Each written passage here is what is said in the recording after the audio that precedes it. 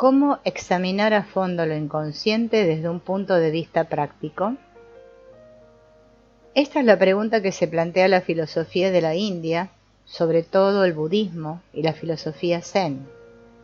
Pero indirectamente es también la cuestión práctica fundamental de todas las religiones y filosofías. Lo inconsciente no es tal cosa o tal otra, sino algo desconocido que nos afecta directamente. Aunque nos parece algo psíquico, su naturaleza real es tan difícil de reconocer como la de la materia, o tan fácil si uno quiere expresarse de forma optimista.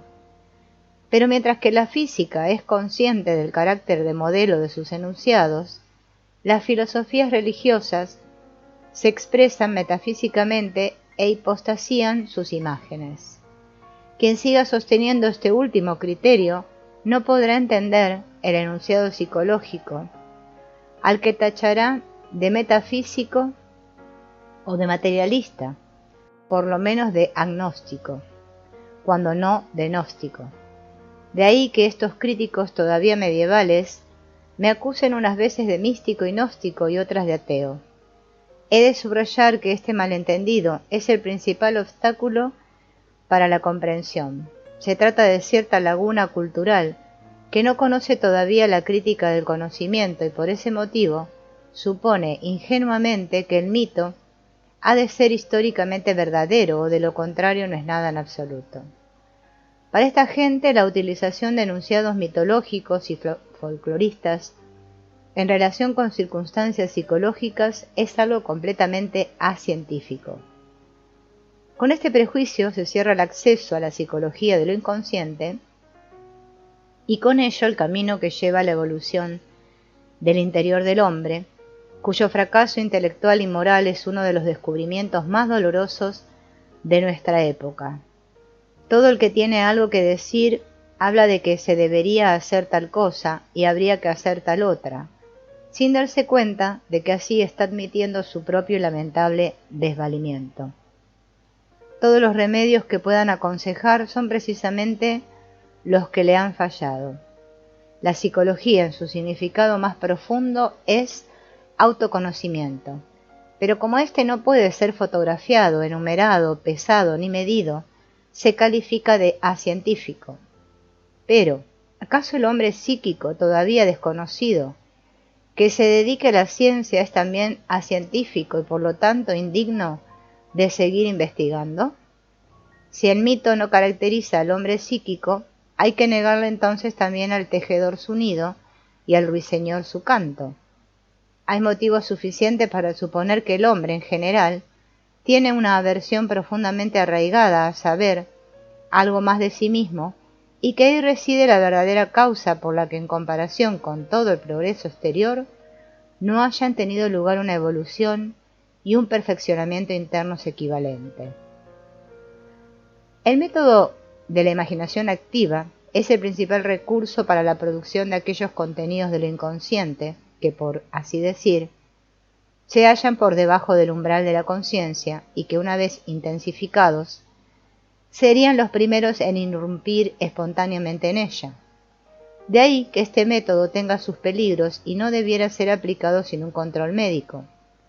Otro riesgo menor consiste en no obtener ningún resultado, pues es fácil que su procedere se convierta en la denominada asociación libre de Freud, con lo que el paciente va a parar a la estéril órbita de sus complejos, de la que naturalmente seguirá sin poderse liberar. Otro riesgo en sí mismo inofensivo estriba en que aunque se produzcan contenidos auténticos, el paciente sin embargo solo les preste un interés exclusivamente estético, con lo que permanecerá aferrado a su aspecto fantasmagórico. Como es obvio, así no se consigue nada. El sentido y el valor de estas fantasías no se revelan hasta que están integradas en el conjunto de la personalidad, es decir, hasta que uno no afronta su verdadero sentido y se enfrenta a ellas moralmente. Finalmente, un tercer peligro, y en determinadas circunstancias, esta es una cuestión muy delicada, reside en que los contenidos subliminales posean una carga energética tan elevada que una vez abierta la puerta mediante la imaginación activa, venzan a la conciencia y tomen posesión de la personalidad. De ahí surge un estado que, al menos temporalmente, no se diferencia de una esquizofrenia y que incluso puede convertirse en un intervalo auténticamente psicótico. Así pues, este método no es ningún juego para niños. El menosprecio del que generalmente es objeto lo inconsciente contribuye de forma considerable a la peligrosidad del método. Por otro lado, sin embargo, supone un recurso psicoterapéutico inestimable. Bajo el nombre de función trascendente no ha de entenderse nada misterioso ni por así decir metafísico, sino una función psicológica que a su manera puede ser comparada con la función matemática del mismo nombre que articula números imaginarios y reales. La función trascendente psicológica deriva de la unión de los contenidos conscientes e inconscientes. Cualquiera que se dedique a la psicología analítica sabrá por experiencia que la conciencia y lo inconsciente rara vez coinciden en cuanto a contenido y tendencia. Esta falta de paralelismo no es, como demuestra la experiencia, fortuita ni casual. Se basa en que lo inconsciente se comporta respecto a la conciencia de manera compensatoria o complementaria. Esto mismo puede formularse también al revés y decir que la conciencia se comporta de manera complementaria respecto al inconsciente. Esta relación se debe a que, primero, los contenidos de lo inconsciente poseen un valor de umbral, de tal manera que todos los elementos demasiado débiles se quedan en lo inconsciente. Segundo, que la conciencia, en virtud de sus funciones direccionales, ejerce una inhibición sobre cualquier material incompatible, lo que Freud denominó censura, por lo que este material incompatible queda a merced de lo inconsciente. Tercero, la conciencia constituye el proceso de adaptación momentánea, mientras que lo inconsciente abarca todo lo material olvidado del pasado individual, así como todas las huellas de las funciones estructurales dejadas por el espíritu humano en general. Y cuarto, lo inconsciente abarca todas las combinaciones de las fantasías que todavía no se han vuelto supraliminales y que con el paso del tiempo, dadas las circunstancias adecuadas, saldrán a la luz de la conciencia. Del conjunto de estos factores se desprende por sí sola la actitud complementaria de lo inconsciente respecto a la conciencia. La direccionalidad y carácter concreto de los contenidos de la conciencia son propiedades muy tardíamente adquiridas en la historia de la filogénesis, de las que, por ejemplo, el hombre primitivo actual carece en gran medida. Asimismo, están muy quebrantadas en el neurótico, que se diferencia de una persona normal en que su umbral de conciencia es más desplazable, o dicho en otros términos, su pared divisoria entre la conciencia y lo inconsciente es más permeable. El psicótico finalmente se halla completamente bajo la influencia directa de lo inconsciente. La direccionalidad y carácter concreto de la conciencia son una conquista importantísima que la humanidad ha obtenido a base de los mayores sacrificios y que le han prestado grandes servicios.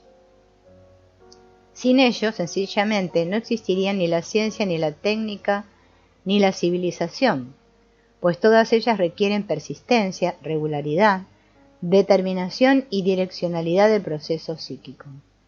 Desde el funcionario de grado superior, pasando por el médico o el ingeniero, hasta el jornalero, estas propiedades son para todos un requisito indispensable. En general, la falta de valor social aumenta en la medida en que estas propiedades son derogadas por lo inconsciente. De todos modos, también hay excepciones en este sentido, como por ejemplo las dotes creativas. Quienes las poseen sacan provecho precisamente de la permeabilidad de su pared divisoria entre la conciencia y lo inconsciente. En cambio, para las organizaciones sociales que requieren regularidad y fiabilidad, estas personas excepcionales no valen gran cosa. Por esta razón, no solo es comprensible, sino también imprescindible, que el proceso psíquico sea en cada caso lo más firme y determinado posible, pues así lo exigen las necesidades de la vida. La ventaja de estas propiedades va, sin embargo, unida a un gran inconveniente. El hecho de estar dirigidas implica la inhibición o exclusión de todos aquellos elementos psíquicos que aparentemente sean incompatibles, es decir, que puedan desviar de su sentido la dirección previamente trazada y encauzar el proceso hacia un objetivo no deseado. ¿Y en qué se reconoce que el material psíquico adicional es incompatible? Este reconocimiento se basa en un acto de juicio que establece la dirección del camino emprendido y deseado. Este juicio es unilateral, ya que escoge un solo camino a costa de todas las demás posibilidades. El juicio parte siempre de la experiencia, es decir, de lo que ya es conocido. Así pues, por regla general, nunca se basa en lo nuevo, que todavía es desconocido y que en determinadas circunstancias podría enriquecer sustancialmente el proceso dirigido. Y es natural que no pueda basarse en lo nuevo, por cuanto que los contenidos inconscientes no pueden alcanzar la conciencia. Por medio de estos actos de juicio, el proceso dirigido se vuelve necesariamente unilateral, aun en el caso de que el juicio racional sea general y aparentemente sin prejuicios. Al fin y al cabo, incluso la racionalidad del juicio puede ser un prejuicio, puesto que es racional aquello que nos parece razonable. En consecuencia, lo que no nos parece razonable es excluido precisamente por su carácter irracional, el cual, aunque realmente pueda ser irracional, también puede que solo nos lo parezca sin serlo. La unilateralidad es una propiedad inevitable por necesaria del proceso dirigido, ya que toda dirección es unilateral. La unilateralidad es una ventaja y a la vez un inconveniente. Aun en el caso de que no parezca haber ningún inconveniente externamente reconocible, sin embargo hay siempre una contraposición igualmente pronunciada en lo inconsciente, a no ser que se trate directamente del caso ideal de una completa coincidencia de todos los componentes psíquicos en una misma dirección. Un caso cuya posibilidad teórica es indiscutible, pero que rara vez se da en la práctica.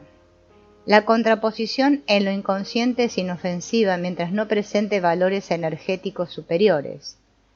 Pero si a consecuencia de una excesiva unilateralidad aumenta la tensión entre los opuestos, la contratendencia irrumpe en la conciencia y lo hace por lo general precisamente en el momento en que más importancia tendría la puesta en práctica del proceso dirigido. Eso le pasa, por ejemplo, al orador que se equivoca al hablar precisamente cuando más le importa no decir ninguna tontería. Ese momento es crítico porque acusa la máxima tensión energética, la cual, estando lo inconsciente ya cargado, salta y desencadena el contenido inconsciente. Nuestra vida civilizada exige una actividad de la conciencia concentrada y dirigida, y de este modo corre el riesgo de una excesiva separación de lo inconsciente. Porque cuanto más capaz sea uno de distanciarse de lo inconsciente mediante un funcionamiento dirigido, antes podrá formarse una contraposición análogamente intensa que si consigue abrirse camino puede traer consecuencias desagradables. A través de la terapia analítica hemos adquirido una gran convicción de la importancia de las influencias inconscientes y aprendido tanto para la vida práctica que consideramos imprudente esperar, tras la denominada finalización del tratamiento, una eliminación o paralización de lo inconsciente. Partiendo de un oscuro conocimiento de esta situación, muchos pacientes no se deciden, o solo lo hacen con dificultad, a dejar el análisis, a pesar de que tanto al paciente como al médico esa sensación de dependencia les resulte molesta e impropia. Algunos tienen verdadero miedo a intentarlo y arreglárselas por su cuenta, pues saben por propia experiencia que lo inconsciente puede volver una y otra vez a perturbar su vida de manera aparentemente imprevisible. Antes se suponía que los pacientes estaban preparados para hacer una vida normal, cuando ya habían aprendido tanto autoconocimiento práctico como para estar en condiciones, por ejemplo, de entender sus propios sueños. La experiencia, sin embargo, ha demostrado que incluso los médicos analistas, de los que cabría esperar el dominio de la interpretación de los sueños, a menudo capitulan ante sus propios sueños y tienen que recurrir a la ayuda de un colega. Así que si incluso el profesional, del que se supone que debería dominar este método, se revela incapaz de interpretar satisfactoriamente sus propios sueños, menos aún cabe esperarlo del paciente. La esperanza que depositó Freud en poder agotar todas las posibilidades de lo inconsciente no se ha cumplido. La vida de los sueños y las intrusiones de lo inconsciente continúan su curso. Mutatis mutandis, ajenas a todo. Existe un prejuicio muy generalizado que concibe el análisis como una especie de cura que uno tiene que soportar con resignación durante una temporada hasta que le den de alta. Se trata de un error propio de profanos que tienen su origen en los primeros tiempos del psicoanálisis. Ciertamente el tratamiento analítico puede ser considerado como un reajuste de la actitud psicológica realizado con ayuda del médico. Y también es cierto que esta nueva actitud adquirida, que responde mejor a las condiciones internas y externas, puede ser suficiente durante un tiempo. Pero hay muy pocos casos en los que una única cura haya tenido un éxito duradero. El optimismo médico, que como es sabido nunca ha escatimado en publicidad, se las arregla siempre para dar cuenta de curaciones definidas. No hay que dejarse desconcertar por lo humano demasiado humano de quien practica la medicina, sino que conviene tener siempre presente que la vida de lo inconsciente continúa y que por lo tanto seguirá engendrando una y otra vez situaciones problemáticas. Tampoco es necesario que seamos pesimistas. No en vano hemos tenido ocasión de contemplar muchos éxitos obtenidos, unos a base de suerte y otros a raíz de un trabajo minucioso. Pero eso no nos impide tener en cuenta que el análisis no es ninguna cura que se haga de una vez por todas, sino más bien un reajuste más o menos minucioso. Lo que no existe, sin embargo, es un cambio que se mantenga durante un plazo de tiempo muy largo. La vida se renueva una y otra vez. Es cierto que existen actitudes colectivas extremadamente duraderas que posibilitan soluciones típicas de los conflictos. También lo es que una actitud colectiva sirve para que el individuo se adapte fácilmente a la sociedad. Sin embargo, la dificultad del paciente radica precisamente en que su situación individual no se deja adaptar fácilmente a una norma típica, sino que requiere una solución individual del conflicto. Si lo que se pretende es conservar la capacidad de enfrentarse a la vida del conjunto de la personalidad, ninguna solución racional puede satisfacer este contenido, y no existe absolutamente ninguna norma colectiva que pueda sustituir a una solución individual sin algún perjuicio.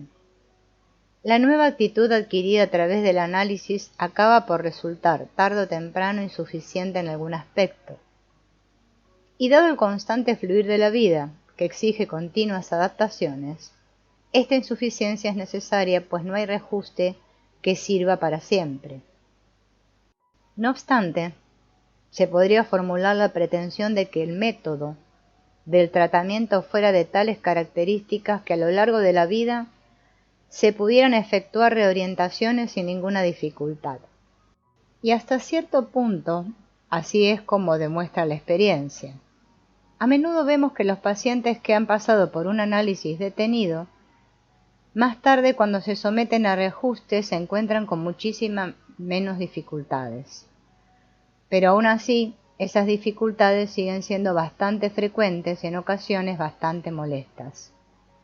De ahí que a menudo incluso aquellos pacientes que han pasado por un tratamiento minucioso se dirijan de nuevo a su antiguo médico en busca de ayuda. En comparación con la práctica general de la medicina, esto no tiene nada de particular. Sin embargo, no solo desmiente cierto entusiasmo terapéutico poco recomendable, sino también la idea de que el análisis supone una cura a la que basta con someterse una sola vez. Al fin y al cabo, es muy improbable que alguna vez pueda existir una terapia del tipo que sea que elimine para siempre todas las dificultades. El hombre necesita tener dificultades, pues forman parte de su salud. Es sólo la magnitud desproporcionada de tales dificultades lo que resulta superfluo. La cuestión terapéutica fundamental no es sólo cómo eliminar la dificultad momentánea, sino también cómo enfrentarse con éxito a las futuras dificultades. La pregunta que uno debe plantearse es: ¿qué clase de actitud mental y moral hace falta para enfrentarse a las influencias perturbadoras de lo inconsciente, y cómo se le puede transmitir esta actitud al paciente? La respuesta obviamente estriba en eliminar la separación entre conciencia e inconsciente. Esto no se hace condenando parcialmente los contenidos de lo inconsciente, mediante una decisión consciente, sino, antes bien, reconociendo y teniendo en cuenta el sentido que tienen aquellos para compensar la unilateralidad de la conciencia. Pues la tendencia de lo inconsciente y la de la conciencia son los dos factores que componen la función trascendente. Esta tendencia se llama trascendente porque posibilita orgánicamente el paso de una actitud a otra, es decir, sin perjuicio de lo inconsciente. El método constructivo presupone conocimientos que también existen, al menos potencialmente, en el paciente, y que por ese motivo pueden ser despertados a la conciencia. Si el médico no conoce estas posibilidades, tampoco podrá sacar nada del paciente en este aspecto, a no ser que entre los dos se dediquen a estudiar esta cuestión en profundidad, lo que sin embargo no suele ser recomendable. En la práctica será el médico adecuadamente preparado quien transmita la función trascendente al paciente, ayudándole a unir la conciencia a lo inconsciente, de tal manera que pueda adoptar una actitud nueva. En esta función del médico radica uno de los distintos significados de la transferencia. Con ella el paciente se aferra a la persona, que parece prometerle una renovación de su actitud por medio de la transferencia, y el paciente intenta adquirir esa transformación que para él es esencial, aun en el caso de no ser consciente de ello. De ahí que el médico tenga para el paciente el carácter de una figura imprescindible y absolutamente necesaria para vivir. Por muy infantil que pueda parecer esta dependencia, expresa, sin embargo, una expectativa de suma importancia para el paciente, el cual, si ve truncadas sus esperanzas, no es raro que se lo pague al médico con un odio servil. Por eso resulta interesante saber cómo es esa expectativa oculta en la transferencia, ya que se tiende a concebir esa exigencia solo desde el punto de vista reductivo, en el sentido de una fantasía erótica infantil.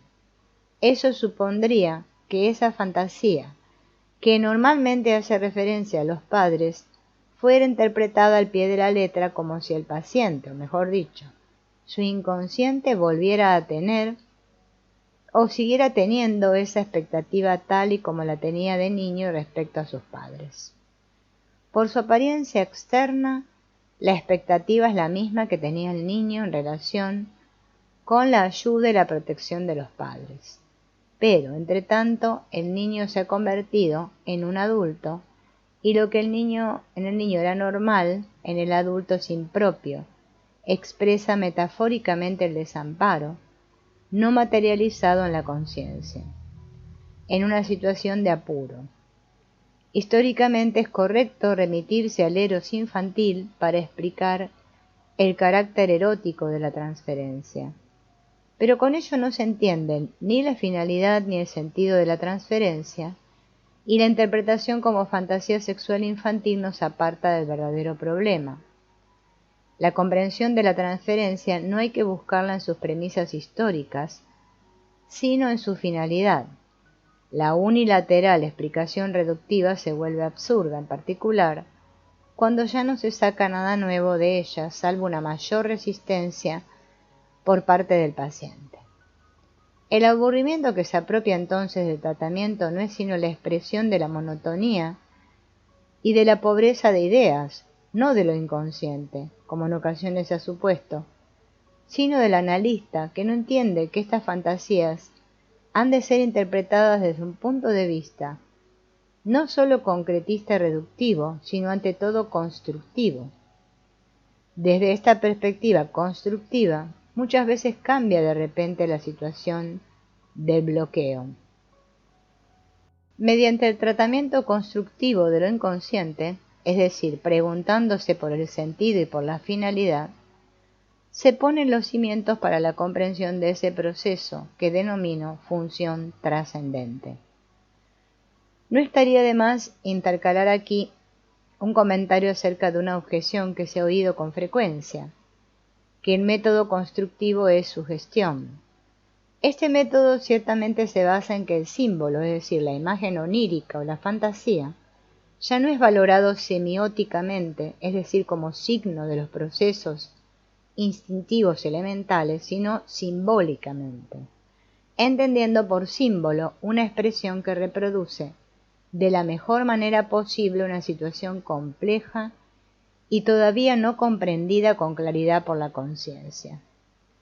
A través de la descomposición analítica de esta expresión, solo se consigue explicar sus componentes elementales originarios. Con ello no se pretende negar que una mayor comprensión de los elementos tenga hasta cierto grado también sus ventajas. Sin embargo, pasa por alto la cuestión de la finalidad. De ahí que la descomposición del símbolo en este estadio del análisis sea reprobable. El método para intentar averiguar el sentido insinuado por el símbolo es en principio el mismo que el de la descomposición analítica. Se recogen las ocurrencias del paciente, que por lo general son suficientes incluso para ser utilizadas sintéticamente. Su aplicación también se efectúa en un sentido simbólico, no semiótico. Y la pregunta es la siguiente: ¿a qué sentido aluden las ocurrencias A, B, C, etc., contempladas junto al contenido manifiesto del sueño?